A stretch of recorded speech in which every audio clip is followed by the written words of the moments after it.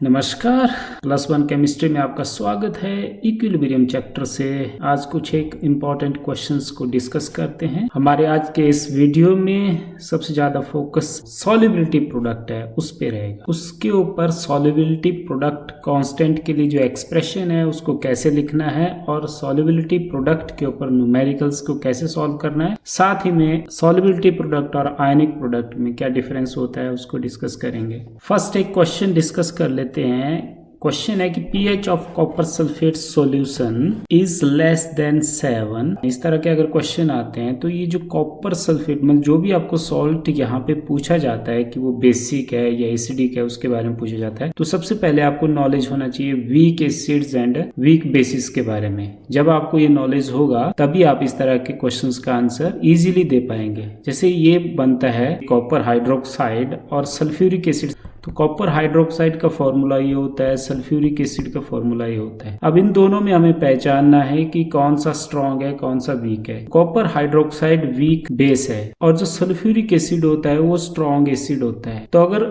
Salt में strong acid है और बेस वीक है तो इसका मतलब जो टोटल करैक्टर है उस सॉल्ट का, अगर उसको हम एक्वस कंडीशन में डालेंगे तो वो एक्वस कंडीशन एसिडिक नेचर का होगा। और जिस भी सॉल्यूशन का pH वैल्यू लेस देन 7 होता है वो एसिडिक नेचर का होता है। तो यहाँ पे सिंपल रीजन है कि ये जो कॉपर सल्फेट का सॉल्ट है ये कॉपर हाइड्रोक्साइड और सल्फ्यूरिक एसिड से बनता है, मींस ये सॉल्ट है वीक बेस और स्ट्रॉन्ग एसिड। तो इसलिए जो इसका जो टोटल करैक्टर रहेगा एक्वस कंडीशन में सॉल्ट का वो वही रहेगा जो इसमें एसिड और बेस में जो स्ट्रॉन्ग है। तो यहाँ पे स्ट्रॉन्ग एसिड का सॉल्ट है ये, तो इसलिए एसिडिक करैक्टर इसलिए रहेगा। तो इसका आंसर यही होगा यहाँ पे कि जो कॉपर सल्फेट है एसिडिक इसलिए है क्योंकि ये स्ट्रॉन्ग एसिड और वीक बेस का सॉल्ट है। तो होप है आपको इसका आंसर समझ आ गया होगा कि क्यों इसकी pH लेस देन 7 है। और इस तरह के बाकी क्वेश्चंस का भी आपने ऐसे ही आंसर सोचना है, बशर्ते आपको क्या क्लियर होना चाहिए कि वीक बेसिस क्या होते हैं और स्ट्रॉन्ग एसिड्स या स्ट्रॉन्ग बेसिस क्या होते हैं। इलेक्ट्रोलाइट्स,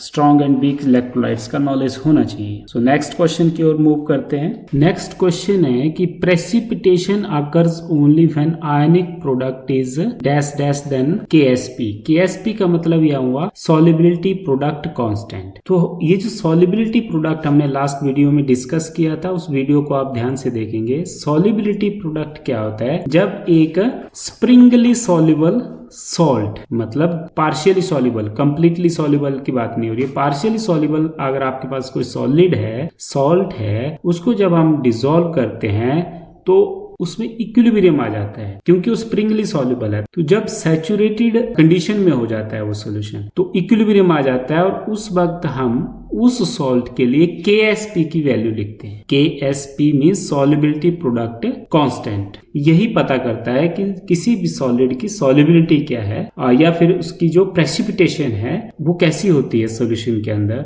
और ये एनालिटिकल केमिस्ट्री में बड़ा इंपॉर्टेंट रोल प्ले करता है इसी चीज को अंडरस्टैंड करने के लिए कि सॉल्युबिलिटी एंड प्रेसिपिटेशन कंपाउंड्स की कैसी रहती है सॉल्यूशन के अंदर। तो इसमें जो हम ये क्वेश्चन कंपेयर कर रहे हैं कि precipitation occurs only when ionic product is dash dash then KSP। जब भी हम किसी भी सॉल्ट की, किसी भी सॉलिड सब्सटेंस की सॉल्युबिलिटी प्रोडक्ट का पता करते हैं तो उससे हमें ये पता लग जाता है कि जब उसको हम मिक्स करते हैं, किसके साथ मिक्सिंग होती है, किसी सॉल्यूशन के साथ मिक्सिंग होती है, सॉल्वेंट के साथ मिक्सिंग होती है, तो वहां पे प्रेसिपिटेशन हुआ या नहीं, मतलब वहां प्रेसिपिटेट बने या नहीं बने, तो उसके लिए हम कंपैरिजन करते हैं इसका आयनिक प्रोडक्ट के साथ। तो हालांकि आयनिक प्रोडक्ट्स के साथ हम नेक्स्ट क्वेश्चन में डिस्कस करेंगे, लेकिन बता दें आपको कि अगर आयनिक प्रोडक्ट ग्रेटर होता है KSP से, इस क्योंकि आयनिक प्रोडक्ट होता है जब सैचुरेशन नहीं होता, किसी भी स्टेज पे आप आयनिक प्रोडक्ट ले सकते हैं किसी भी सॉल्ट का उसके एक्वस कंडीशन में जब वो होता है, लेकिन जो KSP है उसको हम तभी लिखते हैं जब सॉल्यूशन सैचुरेटेड होता है। तो KSP,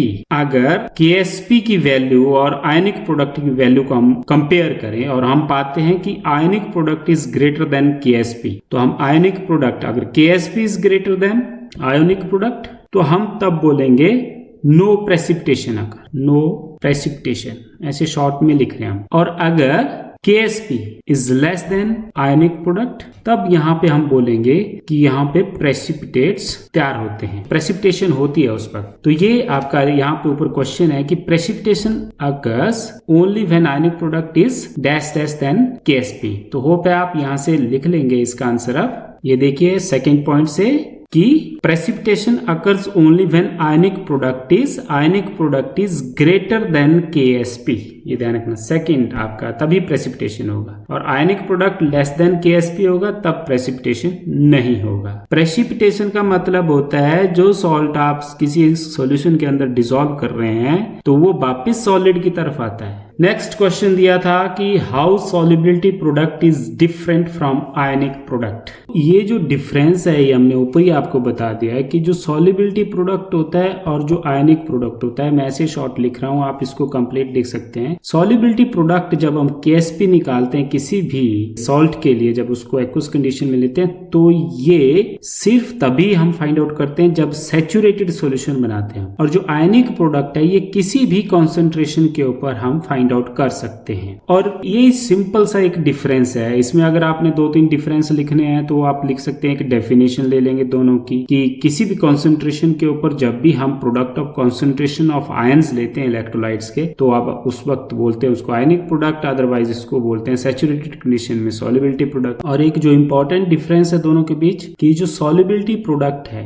ये कांस्टेंट वैल्यू रखेगा किसी भी इलेक्ट्रोलाइट के लिए एक पर्टिकुलर टेम्परेचर के ऊपर, जबकि जो आयनिक प्रोडक्ट होता है उसकी वैल्यू कांस्टेंट नहीं रहेगी, और वो जैसे जैसे कॉन्सेंट्रेशन चेंज होती रहेगी इसकी वैल्यू भी चेंज होती रहेगी। तो आयनिक प्रोडक्ट कॉन्सेंट्रेशन के साथ चेंज होता है, जबकि जो सॉल्युबिलिटी प्रोडक्ट है वो कॉन्सेंट्रेशन के साथ चेंज नहीं होगा एट ए पर्टिकुलर टेम्परेचर, ये कांस्टेंट वैल्यू रखता है। रही बात KSP के लिए, जब आप एक्सप्रेशन लिखते हो उस वक्त आप गलत आंसर दे रहे हो। सही से आप KSP के लिए कैसे आंसर दोगे ये ध्यान से देखिए आप। हालांकि पिछले वीडियो में मैंने समझाया उसमें पिछले वीडियो में कि कैसे आपने KSP लिखना है, लेकिन आप ध्यान नहीं देते। फिर ये क्वेश्चन से आप अंडरस्टैंड करिए कि फर्स्ट ऑफ ऑल आपने क्या लिखना है, जो सॉल्ट है या जो सॉलिड सब्सटेंस होता है उसका आपने जो दिया होता है, जैसे कैल्शियम फॉस्फेट है तो कैल्शियम फॉस्फेट को आपने इस तरह से लिखना होता है। ये सॉलिड होता है, जब इसको आप एक्वस कंडीशन में डालते हो, वाटर में डालते हो, तो ये आयनाइज हो जाता है, स्प्रिंगली आयनाइज्ड होता है। इसीलिए हम यहाँ इक्विलिब्रियम का यहाँ पे डबल हेडेड एरो लगाते हैं। फिर ये जब आयनाइज होता है सॉल्ट तो कैटायंस और अनायंस इसके अलग हो जाते हैं। कैल्शियम 2 पॉजिटिव इसमें अलग हो जाएगा, ये यहाँ पे कैल्शियम हो जाएगा 2 पॉजिटिव और ये 3 टाइम्स हो जाएगा, प्लस यहाँ पे जो फॉस्फेट आयन है, यहाँ देखिए आप ये 3 टाइम्स लिखा है, एक्चुअली 2 टाइम्स होगा, इसमें करेक्शन कर लीजिए आप, ये 2 टाइम्स होगा क्योंकि नहीं तो फॉर्मूले में चार्ज बैलेंस नहीं होगा। तो फॉस्फेट आयन 2 टाइम्स है, PO4 3 नेगेटिव, ये 3 2 जा 6 3 2 जा 6, इसलिए फॉर्मूला तभी आपका न्यूट्रल होगा जब आपका जो चार्ज है, जो ऑक्सीडेशन नंबर है वो बराबर होगा। यहाँ पे ये लिखना बड़ा जरूरी है, ये इक्वेशन लिखना जरूरी है, इसी से आपको कोफिशिएंट्स का पता चलेगा जो भी आयंस यहाँ पे प्रोडक्ट साइड में हमें मिलते हैं। इसके लिए जब आप KSP लिखोगे, इस तरह से KSP लिखना है आपने, KSP इज इक्वल टू, फिर इसकी डेफिनेशन होती है product of concentration of products. तो जो मैंने आपको लॉ ऑफ केमिकल इक्विलिब्रियम में बताई है, तो यहाँ पे देखो कैटायन का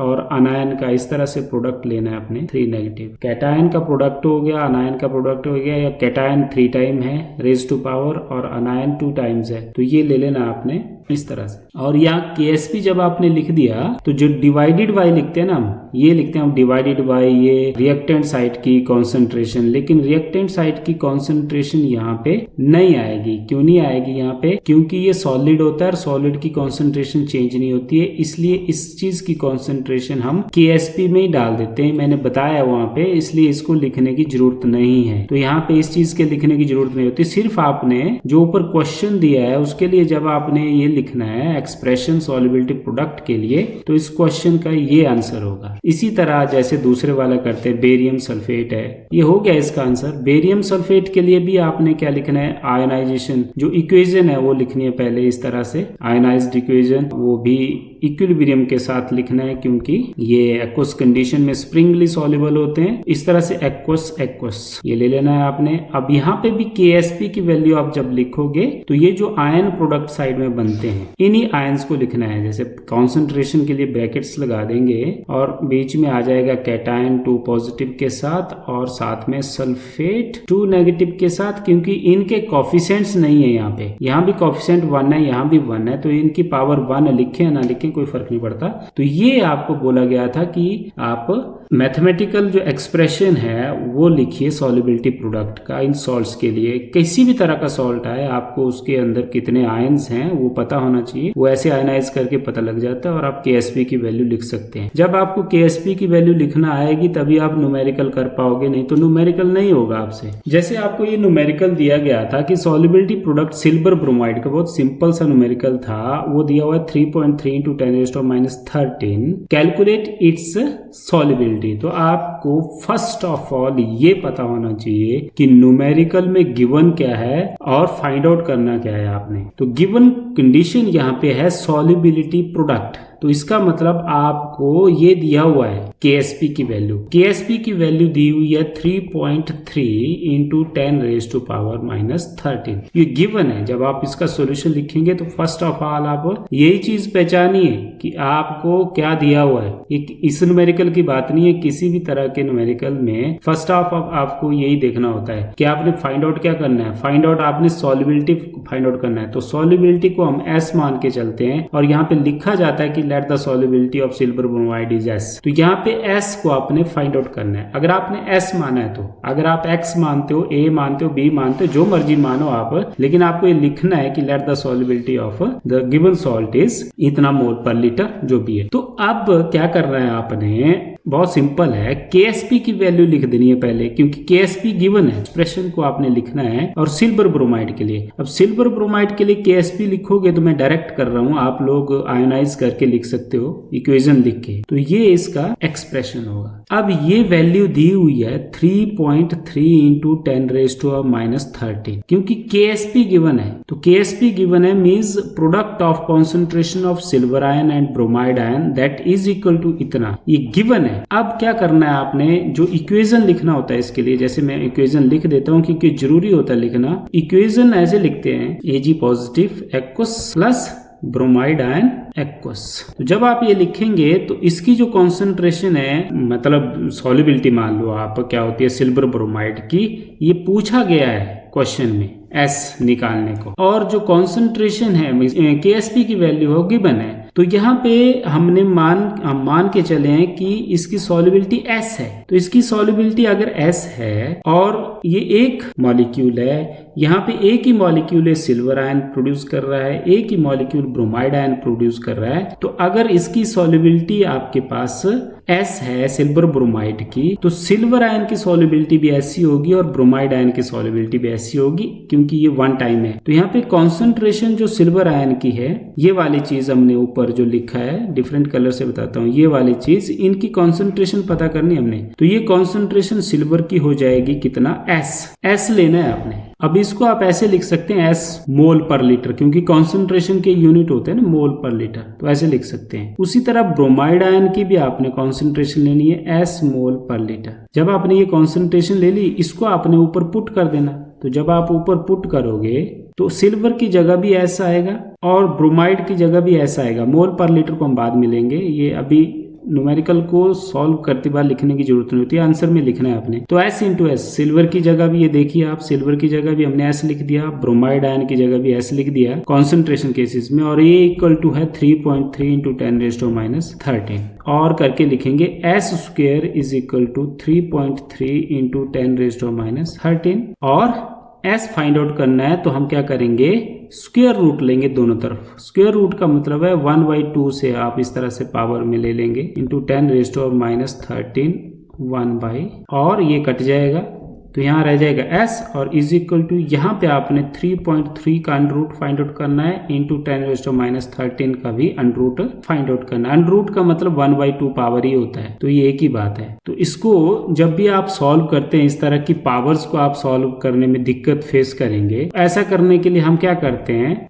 ऐसे ही रहने देते हैं ऊपर। ये देखिए 3.3 इंटू 10⁻13 मैंने ऐसे रहने दिया, पूरे को अंडर रूट में। एक ही बात है, जैसे मैंने ऊपर लिखा और ये लिखा एक जैसी बात है। अब यहाँ पे आपने जब इस तरह के अंडर रूट को सॉल्व करना होता है तो आप क्या करेंगे, इसको क्या करेंगे, इवन में बना देंगे। तो ये -13 है, इसको 14 बना लो या फिर 12 बना लो, क्यों, या इवन में लेना है इसको। इवन में लेने से क्या होगा, आप इसको 1/2 से इजीली सॉल्व कर सकते हो और जो शुरू में वैल्यू होती है उसको आप अलग से सॉल्व करेंगे। मैंने एक्चुअली ज्यादातर देखा है आप लोग ये जो सॉल्व करने की प्रॉब्लम है, आप मतलब मैथमेटिक्स की बहुत सारी प्रॉब्लम्स रहती है इस तरह के पावर्स को सॉल्व करते बार, तो ये चीज आप प्रैक्टिस पे ही कर सकते हो न्यूमेरिकल का, जब आप बार बार प्रैक्टिस करेंगे। तो यहाँ पे हम क्या करते हैं, इस पावर को क्या कर देते हैं, 3.3 है तो मैं 33 लिखता हूँ डिवाइडेड बाई 10। तो आपके अंडरस्टैंडिंग के लिए मुझे करना पड़ रहा है, लंबा हो जाता है वीडियोस के लिए। तो इस तरह से 10 डिवाइड कर दिया। तो अब हम क्या करेंगे, 3 यहाँ पे ले लिया